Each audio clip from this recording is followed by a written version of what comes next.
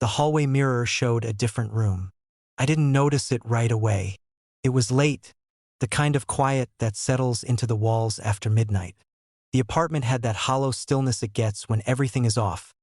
No TV, no music, just the faint hum of the refrigerator drifting out from the kitchen and the occasional soft click from the pipes cooling behind the walls.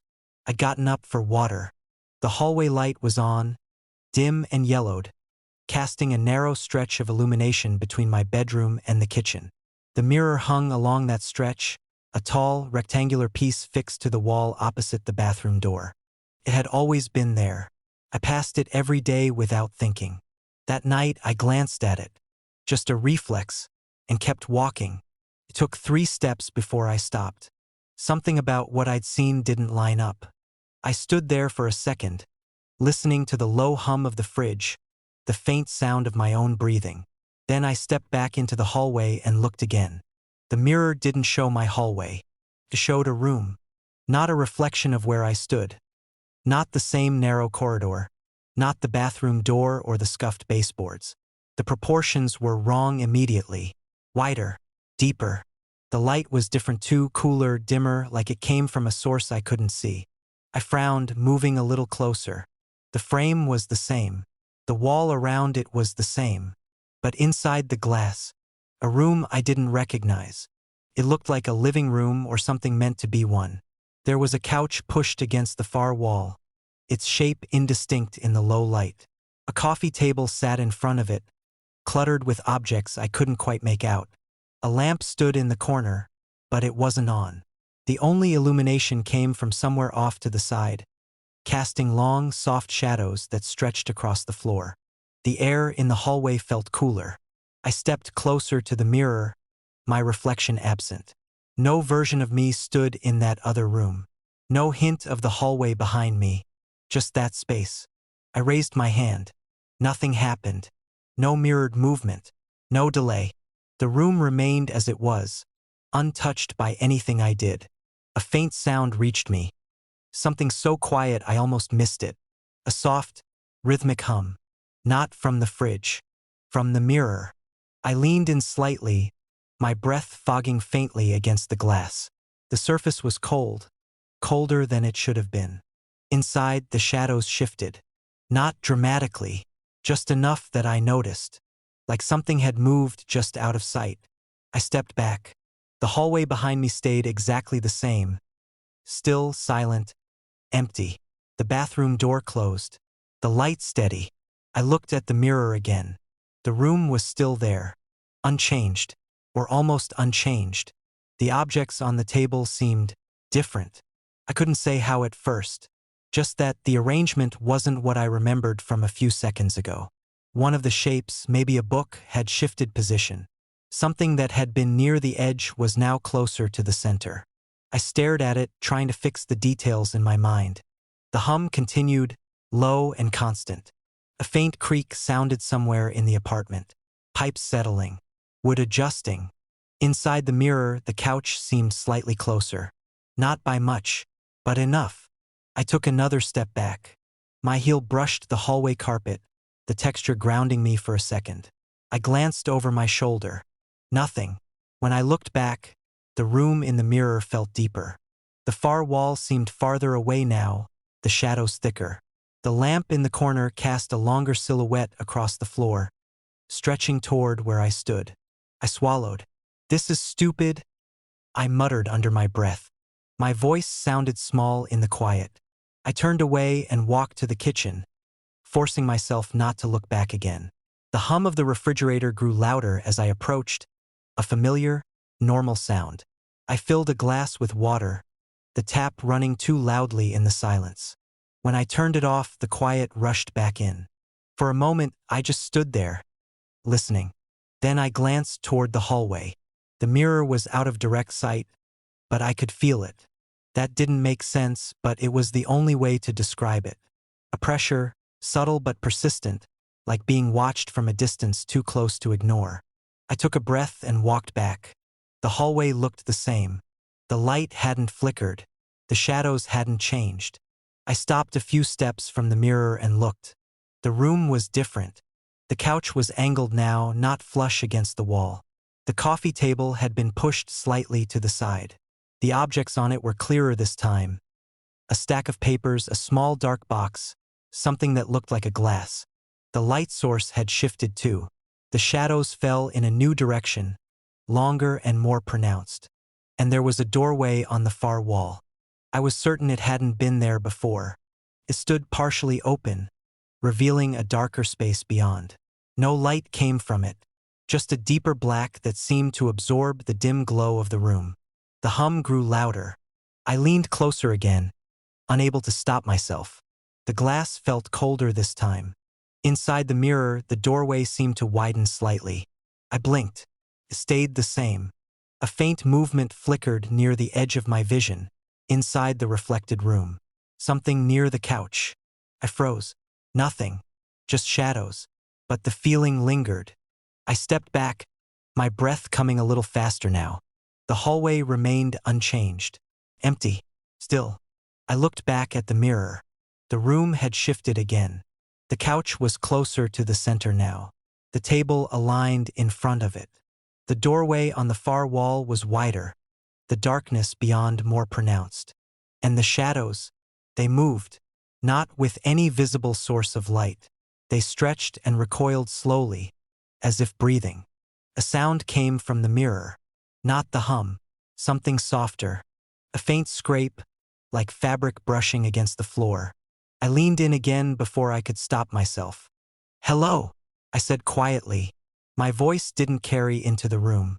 The mirror remained silent for a moment. Then something crossed the doorway. Fast. A shape too quick to define. Tall. Narrow. Gone immediately. My heart jumped. I stared at the doorway, waiting. Nothing. The hum returned, steady and low.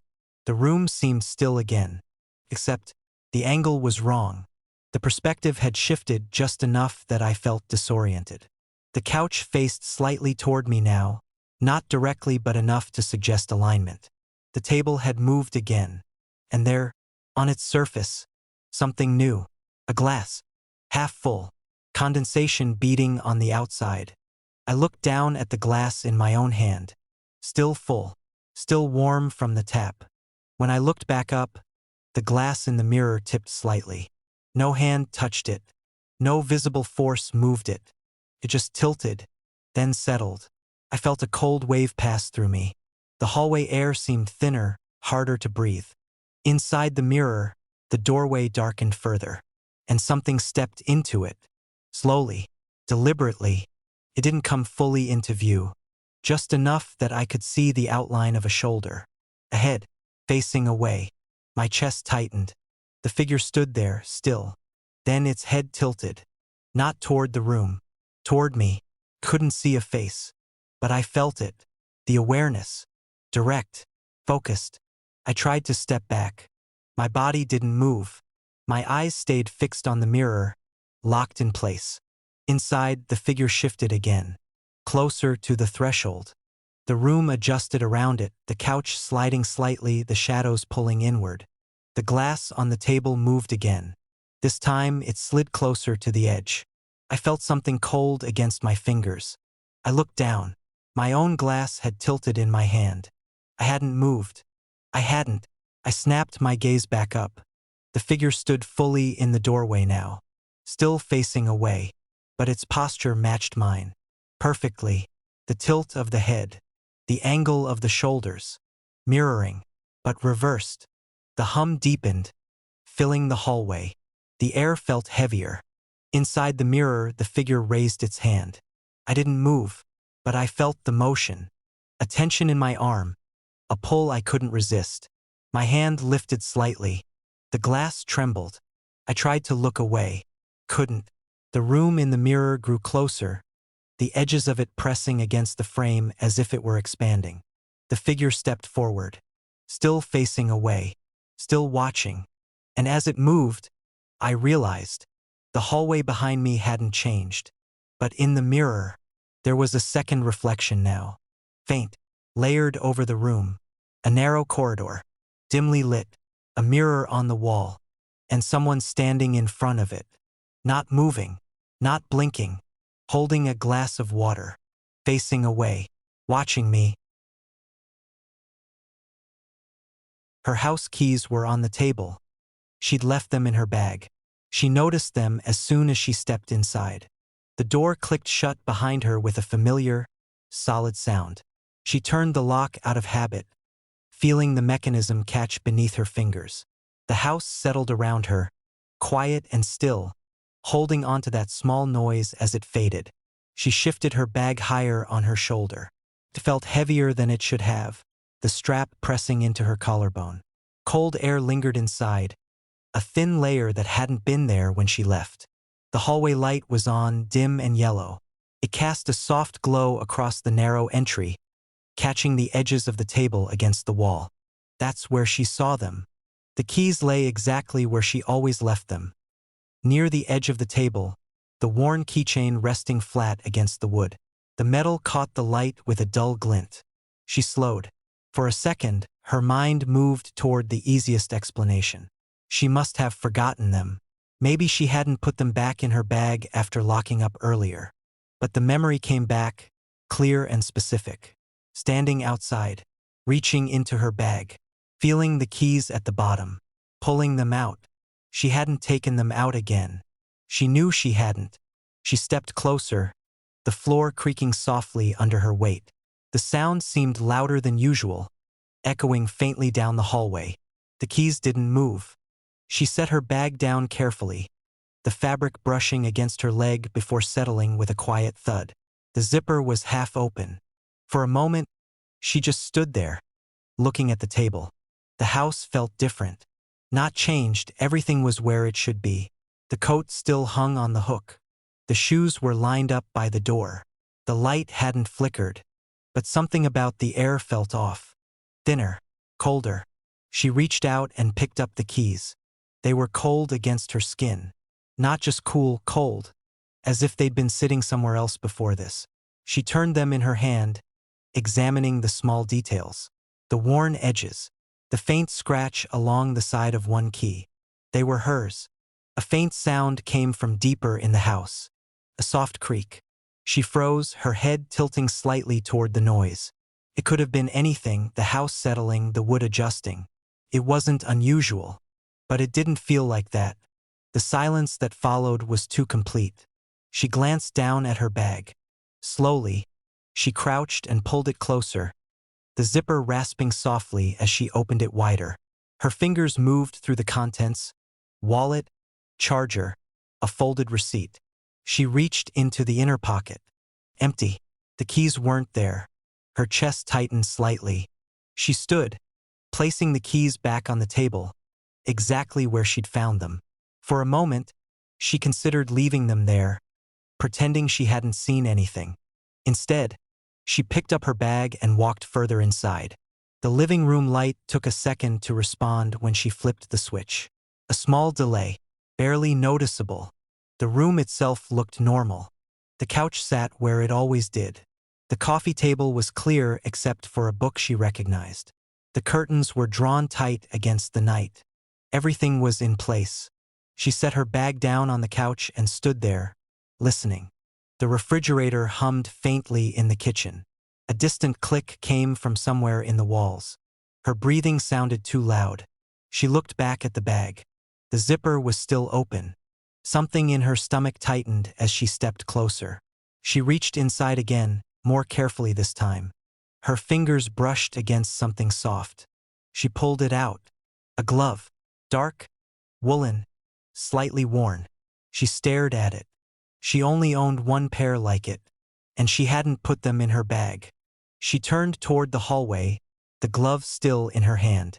Her coat hung where she'd left it. She walked over slowly, each step measured. The floor creaked again, sharper this time. She slid her hand into the coat pocket. There was only one glove inside. She pulled it out and held both up, comparing them. Same color, same shape, but not the same.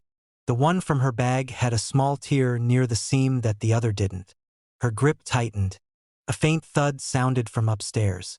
She looked up instinctively. The staircase at the end of the hallway was dark, the upper floor swallowed in shadow. The light from below didn't reach far enough to illuminate it. She hadn't gone up there. She hadn't touched anything. The house fell silent again. She became aware of the lights then. They were steady, but there was a subtle flicker at the edges of her vision. A dimming, a brightening, so slight it almost felt imagined. She stepped back into the living room. Something had changed. Took her a moment to see it. On the small side table near the couch, there was something that hadn't been there before. She was certain of it. She moved closer. Keychain. Her keychain. The same worn tag. The same small nick. But it wasn't attached to anything. It lay there on its own. She glanced back toward the hallway. The original set of keys still rested on the entry table. She could see them from here. She reached out and picked up the second keychain. It was warm, not like the others. A cold sensation spread through her chest. She turned slowly toward the couch. Her bag sat exactly where she'd left it. Open. Waiting. She stepped closer and pulled it toward her, the fabric dragging softly across the cushions. Her hand hovered over the opening for a moment before she reached inside. Her fingers closed around something hard. She pulled it out. Another set of keys. Identical. Every detail matched. She stared at them, then at the keychain in her other hand, then toward the hallway. 2 sets. 3. All the same. A faint sound came from the entryway. The soft, deliberate click of a lock turning. She froze. The front door handle shifted. Slowly, as if someone on the other side was unlocking it. With a key. Her key. The metal clicked again. The door began to open. And as it did, she realized something with a quiet, sinking certainty. The keys on the table had never been hers to begin with.